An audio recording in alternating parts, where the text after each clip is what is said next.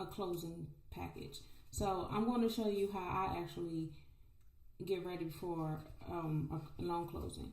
So right now, as you see, this is the closing. It's about 200 or maybe 300 some pages. It's actually a purchase closing. So with the purchase closing, I have a seller package and also documents for the borrower. And on this particular closing, both of them will be there. So the buyer will be there and also the seller together, which is going to be pretty easy. So when I first receive a closing, you will receive signing instructions. So this is after you accept the signing, you accept their fee, and they're going to send you a confirmation number. Well, confirmation email, I should say. And pretty much the confirmation is going to show you everything that you need. So it's going to tell you who the borrower is, who's the seller, who you're actually meeting with, the property address, and also the place that you're actually closing at. So on some signings, it depends. Some signings you won't actually be closing at the property address, but you'll actually be closing at the closing location. So that's why you actually need to pay attention to what it actually say. And on this particular closing, I'm actually closing at a different location than the property that they're closing on. So pretty much when you look at the instructions, you're just looking forward to see who it is, what time, the location, and also how the documents should be printed. Some lenders require all the documents to be printed on legal. Some of them require all letters. Some of them require mixture, and they will send it to you in a PDF form. And I'll make another video about that of trying to figure out what size paper is which and trying to print the documents, because that's one of the hardest. That is one of the most. It's not hard, but it can be very time consuming if you don't know what to do. So I'm going to read the instructions on here. So on this one it says, borrowers should be contacted to confirm appointment date, time, and location. All documents should be printed and returned in the order that they are attached. Do not shuffle pages in the package. Documents should not be cut off. Most files are uploaded as mixed originals. When in doubt, print on legal size paper. You will be contacted by a representative when documents are ready to be printed. All documents must be dropped within 4 hours of closing using the carrier label attached. After hour closings must be dropped by noon the next business day. After documents have been dropped, please log into the website to confirm signing has been completed. So basically that's saying if your signing is completed during the day, let's say 12 o'clock p.m., they want those documents shipped that day. Now, if your signing was completed in the evening, they want you to turn the documents in the following day.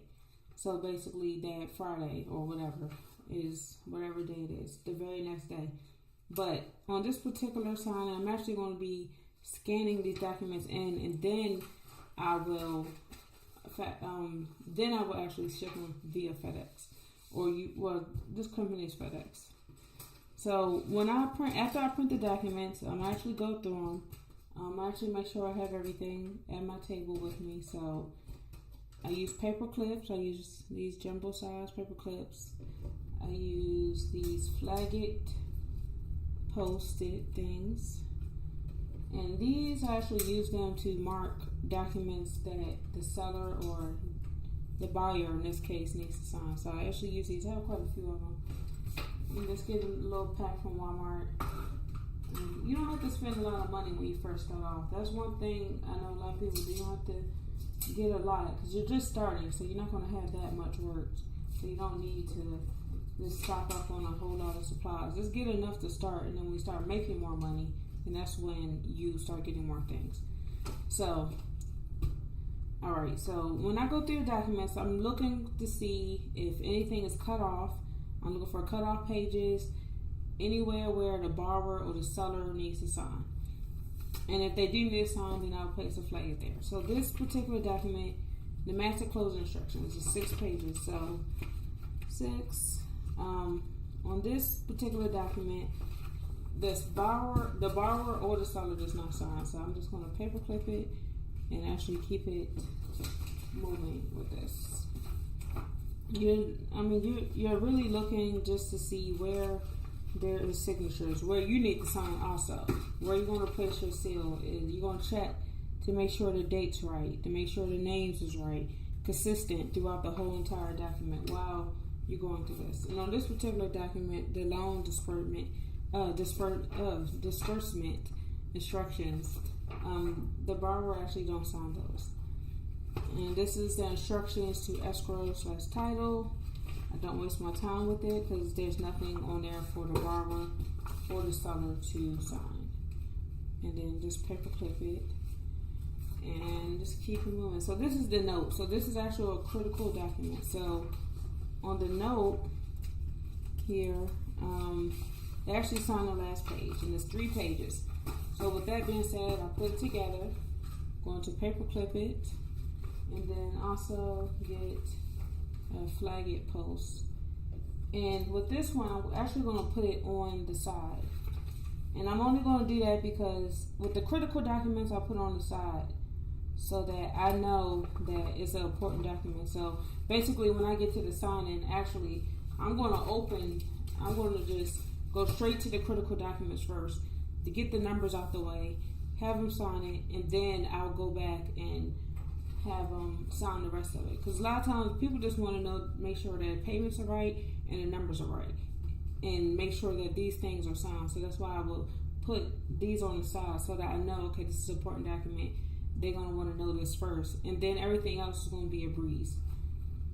So once when they know their numbers are right, they're just going to sign and keep it moving. So this is the deed of trust, which is normally about 10 to 15 pages, depending upon the state. So I know it's 10 to 15 pages. They always want to either sign the second to last page or the last page, depending on how it's actually set up. And I'm just making sure the name is spelled right. And I'm actually going to paperclip this.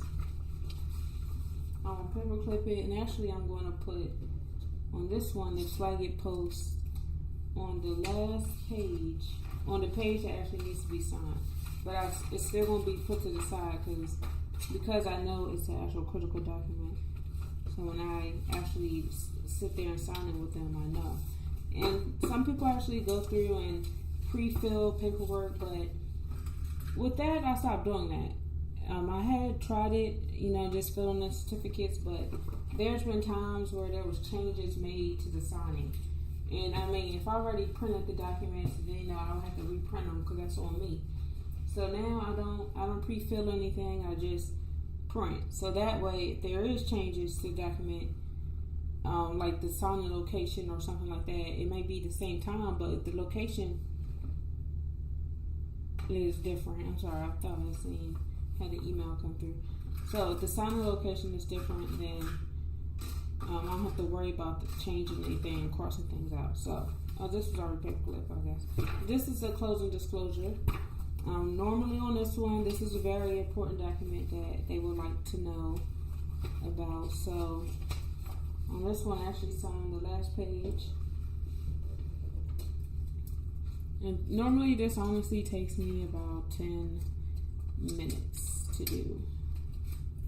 But I've actually been doing this for a while now, so I pretty much know what documents need to be done. Normally, actually myself, I really just flag the most important documents. Okay, so this is the uniform application, and with that, you do have to make sure you get all these pages signed. So, for example, on this one, they sign 3 spaces. They sign the first page, and they sign the third page, and the very last page. And for you, if you want to help yourself to remember, you can place a flag it actually on that third page. Because when I first started, I wasn't aware of that third slot for them to sign until my lender actually told me and said, hey, you need to go back. But that's not really a critical document. That's just a document that needs to be signed. But it is often most wanted, it's messed up. A lot of people do mess up on that document. Okay, this is a document that does not have to be signed. The demographic information. And this is something that was added on to the closing disclosure because I seen they had crossed something out on there. Okay, so I never actually signed a document like this before, It's actually a lender document, but with documents I've never seen before, I do always make sure I place some type of flagging on there so that I know, okay, this is something that they have to sign. Because I see the same documents a lot, but if it's something I've never seen before, it's easy just to miss over it and skip over it. This is an acknowledgement of receipt. Done that before, so it's only one of those. So it's two of these, 2 pages of the affidavit of occupancy. So they did it. My certificate's on the back, so I know I have to get that notarized. But it's not a critical document. But so with that, I will put the sticky note at the top. Flag it at the top. This is the authorization schedule. This breaks down all the payments, how much of that money is actually going towards what, and the balance over, I want to say the 30-year loan or something, or how many payments. So on that one, they only sign the last page, and I know that for sure. But also, you're always looking to make sure nothing's cut off, nothing is wrong, and I have to flag it. But like I said, I've been doing this for a while, and really, I don't need nowhere many as flaggets as I used to when I first started. And make sure during the signing that you actually carefully take off the flaggets. I mean, depending on how long you have them on and how hard you press them on there, they actually can cause damage to the document. So, okay, this is a critical document, the first payment letter. This actually breaks down how much they're going to pay, when they're going to pay, when their first due date, and also who they send it to. It has a flag it. I'm missing. I just had them up here. Had a whole set.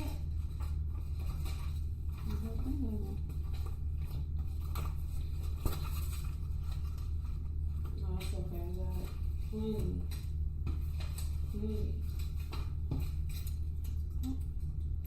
And I already actually called and confirmed with these people. There's pretty nice people on the phone.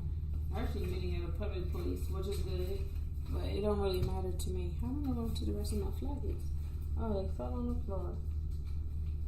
Okay, there we go. I'm saying I don't have some. So this is the initial escrow. They sign this. This form gets signed, and also I will be doing some type of document review for people. Just let me know down below in the comments what documents that you stumble upon during the signing. Normally, I'm not gonna lie, I've been doing it for so long that I really can take on any signing without having to not have never done it before, just because I know my job is just to verify the signatures and verify that the person, that they say who they are. That's my job. So that's why it's very easy to me. This is some they didn't have to sign, but these are different pages. But I know that they're gonna have to sign it, so it's only one page, so I don't worry about it. I normally just try to paperclip things that are more than one page, just to simplify it for everybody, so that to them it looks like it's not actually a lot. It's just some of these things have 4 or 5 pages. Some of the stuff they're actually not signing themselves. So they're not signing this. This is the tax record information. And also, if something is not in the signing instructions that you want to ask a question about, you always should email them back about it. You should always email them about it, because sometimes they may forget or something may happen. But such as, with the type of color pen you should use, or, if something's not coming out right, just make sure that, it's okay for me to print this on letter size paper. Because on some states, it's a law where certain things have to be printed on a certain kind of paper. And this is something that's together that goes with. I've never seen that before. This is W9. This is normally 4 pages, I believe. Yeah, 4 pages. And honestly, this person on that W9, they only sign the front. So you don't even need to necessarily even go through all that. I know they sign the front. This is one page, the flood insurance. Equal opportunity notice, one page. So a lot of times people will have questions, but what really helps in telling people, and because a lot of times, they're just going to see me just going through the documents and giving them the pages they need to sign. And of course they're going to be like, well, what's those pages? And I tell them what it is, and I'll show them, but also I inform everyone before I even start at the closing table. I say, hey, everything that you signed in today, you will receive a copy of it right now. And if you have any questions, you should direct it to your lender, but we are going to go through each of these documents together. And normally that does typically help with the signing. As long as you take control of your signing, this is something for them to sign. You might know that, but just putting it back on there. As long as you take control of the signing, your signing can last 45 minutes at the most. And I say 45 minutes because that's them signing and you just checking back to make sure they sign everything, make sure they put the correct dates. When they're signing, you need to make sure they sign their name as is. Make sure there's no whole bunch of cross outs. But if it is a cross out, you can always just take a copy from the borrower's packet and use that. So hopefully I will be done soon. I'm actually just about done, because I've really been doing this for a while now, a long time now. Whereas I just pretty much know. Sometimes I just still read it over. I'm just looking for dates, make sure nothing is actually cut off, make sure everything's printed correctly. If something is not printed, I will just go back and print it correctly. Sometimes you have to play with it and make sure it could just be the letter size or something like that that's off, and then you'll have to just reprint it. The tax form, I know this is 2 pages, but they only sign the first page. Now your main job is just to look for where they need to sign or initial, and also where you need to initial and stuff, and make sure the notary certificates are right. Some lenders will actually pre-fill the certificates, but not all of them. It just depends on who you're working with. But these particular people, they didn't pre-fill it, which it does make it easier, just because if changes do happen, you can still still use these documents. Because originally this signing actually was for today, but they called me today and they wanted to be scheduled for Friday. And that's something simple. It's 2 pages. So I'll just paper clip it and go. And when I do the borrower's packet, I actually don't do the borrower's packet the same. I don't do the borrower's packet like this. I actually just put it together and I get a manila envelope and put it in there for them.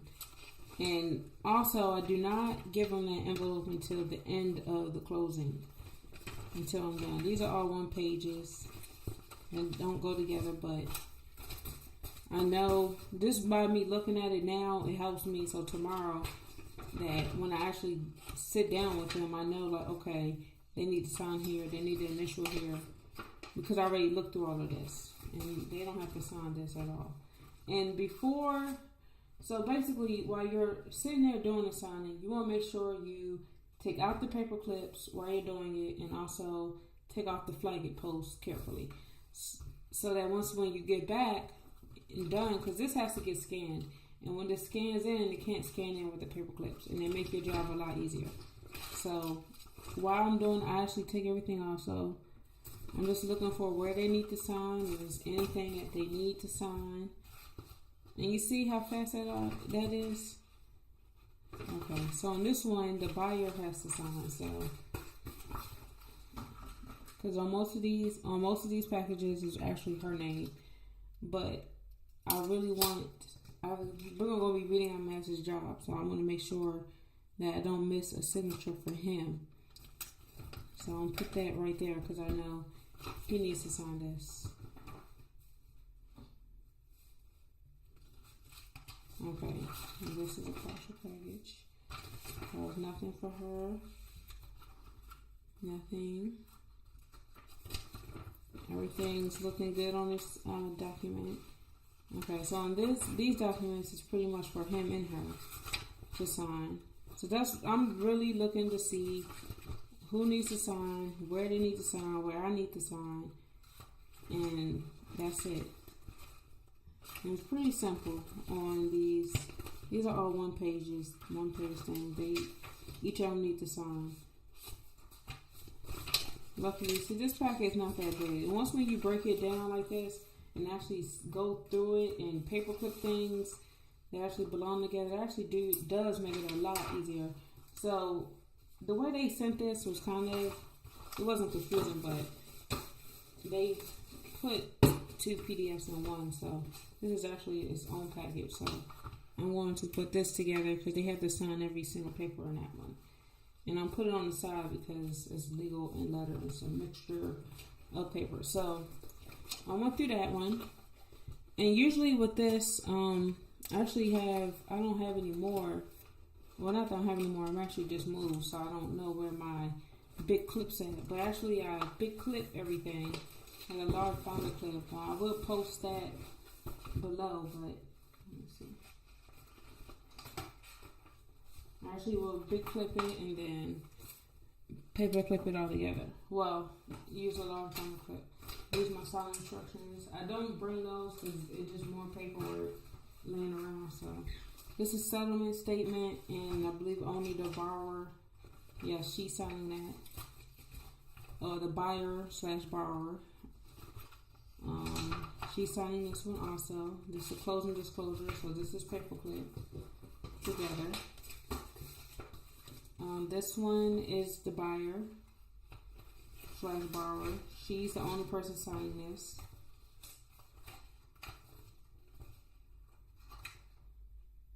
Oh, okay, no, they're both signing it.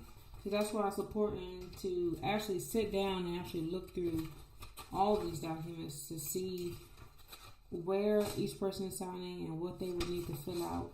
So that once we sit down with them, we're not looking at it, trying to figure it out. You already know. You're supposed to be an expert at this, and I'm just making sure, see where I stamp at, where they sign at, and make sure we get everything done. Because nobody wants to come back, and nobody wants to waste anybody's time. So on this one, they both sign, just making sure. Okay. Yeah, they both sign. So that's all I have for today. If you have any questions or comments and you want to see, well, actually no, I wanted to show you how. Okay, so this is the last package. All this is together as one. It's a small package, but for the large package, the large closing documents, I do always make sure that I go through them just like this and put these flaggets, and I don't try to do too much. And then that's my packet. So it's actually not that, it's actually smaller now. It looks smaller. Okay, so before I go to a closing, I always make sure I have my FedEx envelope ready. I'll get the large pack one. And you can either make a FedEx account and get a bulk of them ordered to you, or you can just simply go into a FedEx store and just grab a few. And here is the pouch that you put on here. So normally I put the pouch in here. They didn't send me a shipping label, so I'll have to email them about that, which not a big deal. They just gonna send it. So I'll stick this on there, just like that, and then I'll flip this. Take this white sheeting off. Oh no, I don't know what's going on with this one. Just took this out a little bit.